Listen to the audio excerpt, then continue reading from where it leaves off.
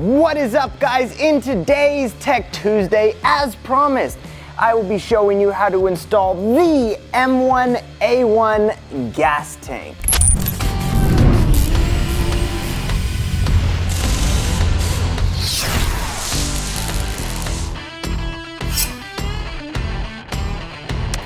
So as you guys know, if you watched the product briefing from last week, this tank has been around for quite some time and we've been putting off the install because we haven't really had a vehicle to do the install on and film it. But today, we've got my brother's Bronco that we're gonna be stuffing the M1A1 into, so we decided to take you guys along for the ride. So today we're gonna be installing the M1A1 with the in-tank pump. So there's a couple different variations of this tank that you can check out. The install may differ here and there, but we're gonna show you how to do it with the in-tank pump. So just come along for the ride if you're looking out for how to do this, and we'll get everything dialed in, and hopefully I do a good job and it works. So let's jump right into the install. Real quick, let's run over some of the tools you may need. You'll need basically every tool in the toolbox, and a hammer. It's always a good idea to have a hammer. Okay, to start off, locate your fuel module and remove the hose from the S fitting. Clamp the module in a vise and note the orientation on the screen, as this will help with future instructions. Next, after you label each of the 3 holes for the fittings with the corresponding letter, remove each fitting. Use your gasket sealant on the threads of each fitting and screw them back into the module in the order V, R, then S. These are meant to be extremely tight, so make sure you give it some grit.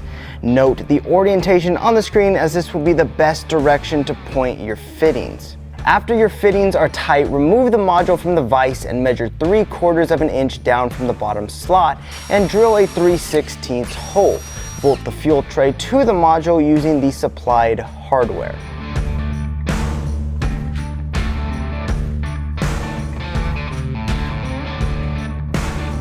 Next, throw your supplied quart gasket on the module and test fit the module into the tank. You are checking that the module does not bottom out on the bottom of the tank. If the tray bottoms out, the gaskets will not seal properly when installed. In our case, we have excellent clearance. If yours is off, drill a new hole or slot your existing hole until the fuel tray isn't touching the bottom of the tank. Once that's dialed, move on to the fuel pump. Push the pump into the filter and note the orientation on the screen. Remove the fuel module from the tank and line up the module, blue foam, and fuel pump with filter. Next, mark a cut line in your foam for the pump to slide through. Once that is ready, run the white return fuel line into the fuel tray and begin working your foam and pump into the fuel tray until the pump filter is sitting on the bottom of the tray. Alright, so now once you have your fuel pump and the foam installed, you're going to be putting the high pressure hose on. And I just wanted to come in here and remind you guys that because this is fuel injection, it is high pressure, you're going to want to make sure that you use the proper hose clamps. There are high pressure ones and regular ones. We do supply a couple of high pressure hose clamps for you to use. So just make sure you use those in the proper places and you won't have any leaking problems inside the tank or anything just going weird for you. So at this point, just get your fuel line connected to the top of your module and the pump, and we'll move on to the next step.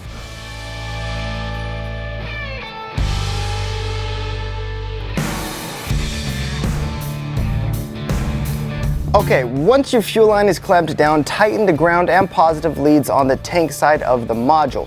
Be careful not to over tighten. Okay, next step to this process is you're going to want to drill the extra holes in your gasket. They come with 8 right now, but we like using 16 of the holes. So what you're gonna do is you're just gonna throw it up there onto the module and utilize a few of your screws. And you're just gonna use the screws to keep that gasket in place. Then you're gonna grab a 3/16 drill bit. Okay, one thing that I like to do is just pinch where the hole needs to be drilled out. I use the drill to add like a little marker, just because it's kind of a pain unless you have some nuts to go onto these bolts. It's kind of a pain to actually try to drill these out. So I just mark where the holes need to be drilled. Then I take this sucker back off and just drill them out by hand. You can also punch these out too, whatever works for you. Just a hole big enough to get the screws through.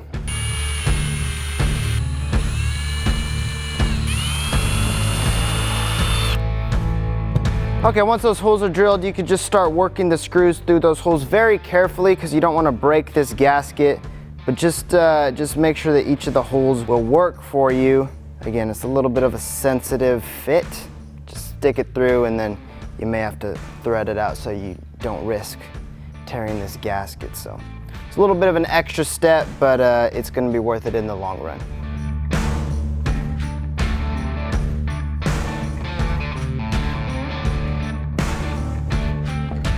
All right, now once you have your fuel module fully assembled, you've got the gasket drilled out, it's about time to install all of that stuff into the tank.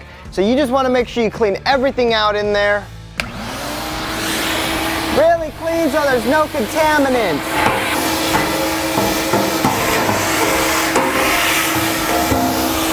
All right, the time has come to install the module. First off, begin coating both sides of your quart gasket with the gasket sealant.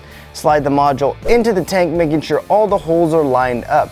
Begin coating each of the screws with sealant and start each of them in one of the 16 holes. Be extremely careful not to cross thread the holes. Once the screws are started, tighten them down using a star type of pattern, then go around to make sure each one is snug. Go around a few times, evenly tightening each screw until you are happy with the overall tightness of the fuel module and gasket. Next, put gasket sealant on your barbed fittings and screw them into the appropriate places on top of the module. Now is the time to decide if you will be running a vent hose or not. In our case, we will not, so we used one of the included plugs to cap off the vent fitting. Keep in mind that these fittings should also be extremely tight.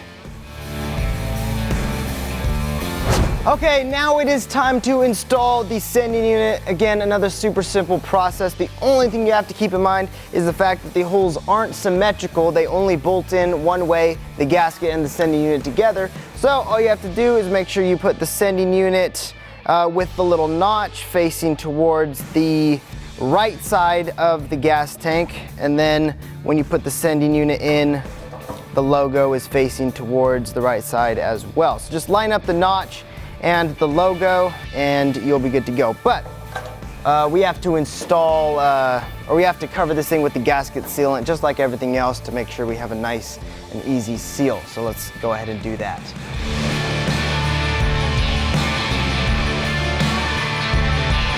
Once your gasket is covered in gasket sealant, drop the sending unit into place, lining up the notch and logo as described, and bolt the unit down. Use the included screws along with gasket sealant on those screws to tighten everything down. Again, be very careful not to cross thread the screws.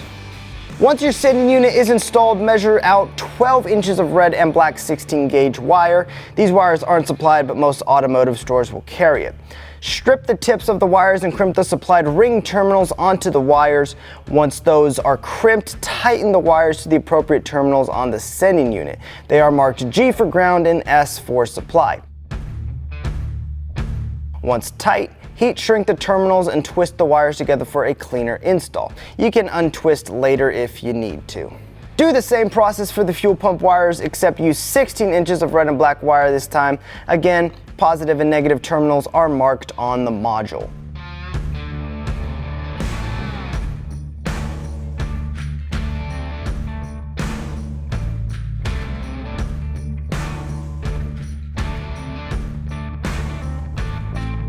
Okay, so now that you have started your wires, what you want to do at this point is grab a battery, because you're going to test the fuel pump while it's out. You know, you just want to make sure that everything is working with that. So grab a battery, get your negative and your positive, throw those on, and just, if you could hear that, you hear the noise, it's working. So now we're going to move the battery aside. We're going to clean up our wires with the nice little twist that we did for the sending unit. And then what I suggest is throwing on a little marker on one of the wires, either the fuel pump or the sending unit, just so that you know which one is which when this is all hanging over the cross member underneath, so that you could just make sure you hook up the right stuff to the right stuff. So there it is, all pretty. I'm gonna go ahead and mark this, and we'll move on to the next step. Okay, at this point it is time to install your starter hoses. So one thing you want to keep in mind is that on the supply hose, you want to use a high pressure hose along with the high pressure hose clamp. That's a little bit of common sense for you, but for those of you who may forget that vital step, just trust me, you don't want to blow through any hoses and be leaking gas out on the trail. The starter hoses for the supply and return fittings are supplied. Use the stainless steel high pressure hose for supply along with the high pressure hose clamp, and use the normal hose and normal hose clamp for the return. Okay, now with the starter hoses on, now is a good time to mention that we do sell kits, high pressure fuel hose kits for EFI. You get all kinds of stuff that comes with it. I'll link those down below just so you can get them when you're getting the M1A1. We've got the kits for the in-pump tank. We got kits that come with the tank to mount on the frame. All of the good stuff comes with it, so it just makes it just a little bit easier. You're not having to throw together a bunch of parts and pieces of your own. So those are on. Now we get to do some of the fun stuff.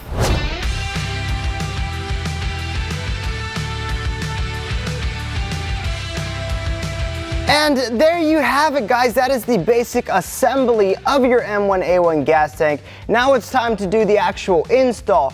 But before we go into the install, there is a test that we like to do. It's not even in the instructions, but we just wanted to make sure that we nailed everything when sealing everything up. So we're gonna do a leak test, and I'm gonna walk you guys through how to do that. First off, you just wanna check your drain plug on your side.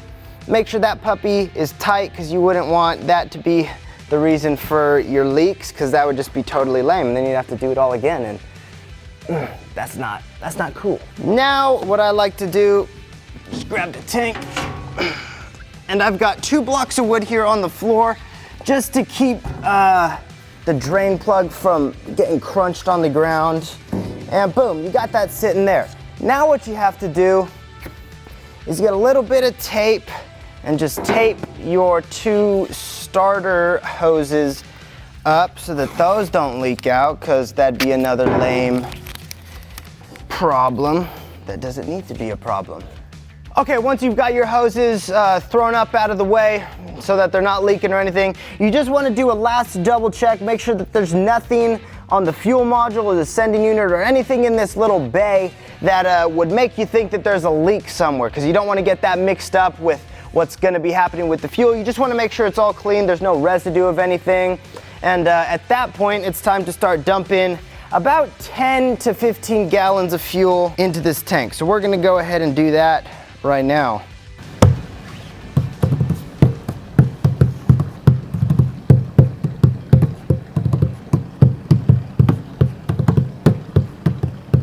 And there you go. We've got about 10 gallons in here. So what you want to do now is leave it for about 10 minutes. No, not 10 minutes. You're going to want to leave it for about 30 minutes. Come back and check it. Check the floor. Check all of the fittings, all the screws. See if anything is starting to leak out. You don't want that.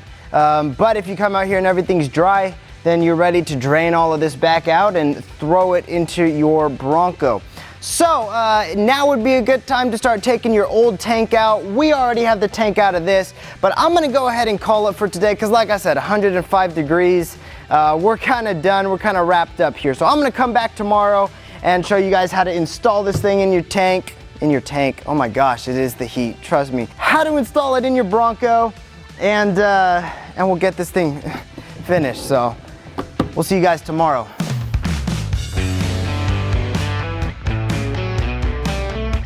Alrighty guys, so it is day 2 of the M1A1 install. Now we left off yesterday with filling this whole thing full of gas and checking to see if we had any leaks. This thing has been sitting overnight. I went above the 30-minute mark, and it's been sitting here for about 8 hours or more. There's no leaks, everything is super dry. So this has officially passed the leak test. So now obviously we gotta take all of the gas out. So the nice thing about having the fuel pump in the tank is you can just utilize that thing to take all the gas out. Oh shoot, don't do that. Okay, all you need to do here is run your supply hose into an empty gas can. Okay, so I went ahead and ran both of the hoses into the gas can. And what you want to do now is just undo a little bit of your wires. And we got a battery right here, as you guys saw. We're just gonna hook this guy up to the power in the ground. And as you can see, the pump is totally pushing out all the gas. So all you gotta do is monitor it, make sure this thing doesn't overflow. All right, so obviously this is gonna take a little bit of time. So I'm just gonna use this time to tell you guys, like I said yesterday, that you're gonna wanna take the tank out. Now I'm just gonna kind of leave that up to you guys, because some of you guys are gonna have the stock tank, some of you guys are already gonna have aftermarket tanks. I'm just gonna give you a couple of the key things that you want to keep in mind when taking out your old tank, and that is just make sure you unplug the battery.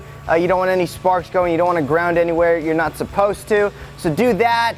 Obviously drain the tank, and the last thing is, if you do have the stock tank, you're gonna want to remove the tank supports from the frame. There's 2 up at the front and 2 back at the cross members, so just make sure you take those out. If you guys have the aftermarket tank, then those are already off. So those are the last things to keep in mind. Again, once this thing is all drained out, we'll move on to the first steps of putting this thing in. Okay, real quick, one last observation to make is if you look at the hose that the pump is pushing all of the gas through, you see it's kind of sputtery. That's because just the position of the pump. It's just the gas is getting a little lower than the pump, so it's having a hard time getting it up. So you may just want to come in here and just tilt it so that it gets a little more gas flowing towards the pump. That way you don't jack up the pump, and that way you get this out a lot quicker. All right, once you've drained most of the gas out of the M1A1, just enough so that the tank isn't all bulky and cumbersome, you're gonna grab the J-bolts that were supplied with the kit, and you're just gonna run it into the hole where the strap hooks on in the stock location on the driver's side. So once you know that the J-bolt fits in there, you're gonna come to the other side.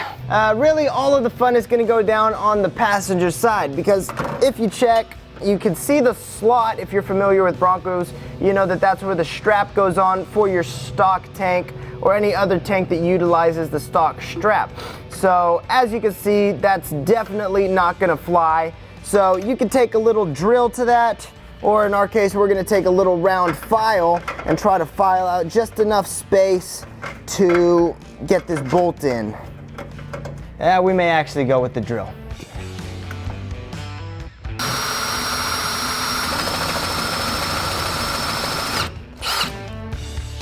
Once your bolts are fitting nicely in their proper location, screw these supplied nuts all the way up the J-bolt.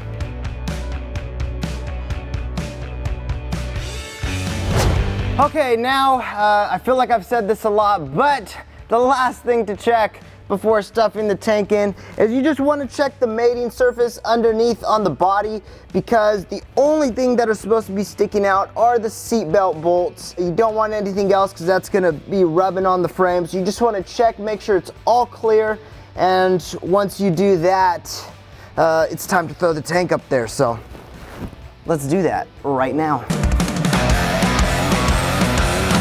By whatever means necessary, hydraulic jack, big old thighs, brute strength, whatever. Move the gas tank into position, and don't do that. With your starter hoses and wires run over the cross member, move your tank into position and add a washer to the J-bolts. Then move the skid plate up into position, add another washer, a lock washer, and a nut, and begin tightening your tank up into position.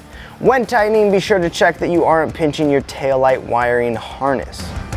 Okay, so after a few minutes of trying to stuff the tank in, we have ran into our first problem. Now I'm just gonna preface this by saying that installing a tank is never fun. At least not for me. Maybe some of you guys have the time of your life doing it.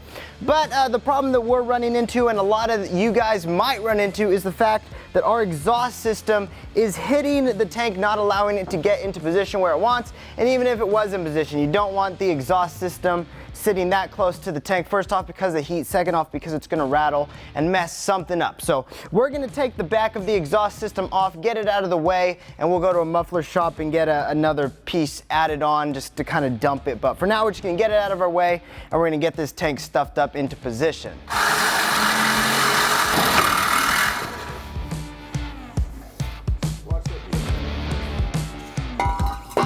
Back to business.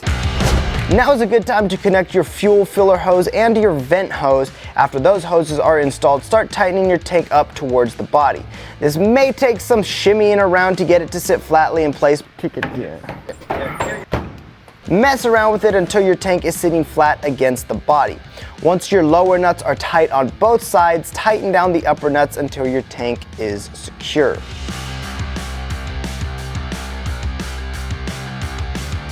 At this point, you're ready to hook up your starter lines. We recommend running a fuel filter with your new setup just to be safe. You can run it right into the high pressure starter hose, then into your fuel lines. On this particular Bronco, because we already had an aftermarket gas tank, our fuel lines were too long, so we cut them to length. The good thing was that they were already high pressure hoses because it was already an EFI system. Make sure you have the appropriate fuel lines for your setup. Once the filter is installed, use one of the included barb fittings to connect the return starter line to your return hose coming from the engine bay. At this point, you can begin the final wiring of your tank. Locate the sending unit wires and crimp a male or female terminal onto the end of the red wire. Do the same for the red wire of the fuel pump. Next, crimp an eye connector onto the black wire of both the sending unit and the fuel pump. After those are crimped, locate your fuel pump wire coming from the engine bay. Cut the wire to the appropriate length and crimp down the appropriate terminal to hook it up to the terminal on your red fuel pump wire.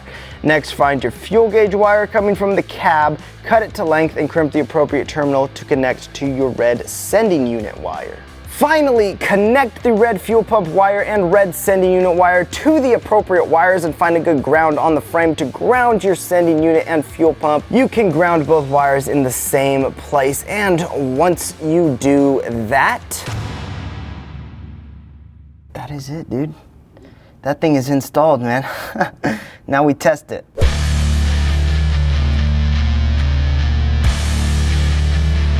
Frick yes, this thing's about to fire up. How about you go and fire it up? Woo! Stop. Okay, let's try that again. Pump the gas. Fire it up. All around me are familiar faces, worn out places. All right, what a freaking day. We've got most of this stuff dialed in. We're having a few mechanical difficulties with the Bronco itself. It's not wanting to turn over. So we're gonna mess with that tomorrow. Don't worry, this video is almost over. We do want to show you guys the little bit of spark and joy that this new tank brings. So we'll wrap this video up right here. We'll come back tomorrow and we'll show you guys the finished product. All right, so we are on day 3 of the M1A1 install, and we're about to fire it up. But before we do, I would just like to point out the fact that this install will not take 3 days. We were here having to film it, so we took a lot of time in making all of this install concise for you guys that are watching, trying to get a little bit more in-depth explanations of what is actually going on with the install of this tank, making things clear to you guys. So we spent a lot of time doing that. This install should take no longer than 4 or 5 hours, maybe 6, maybe 10 if you're not like super mechanically inclined, but it's a fairly simple install. So you've watched the video up to this point. Hopefully it made sense, but at this point we're gonna fire this thing up. We're gonna taste the fruit of our labors, because obviously, this was quite a laborious process. So fire that puppy up.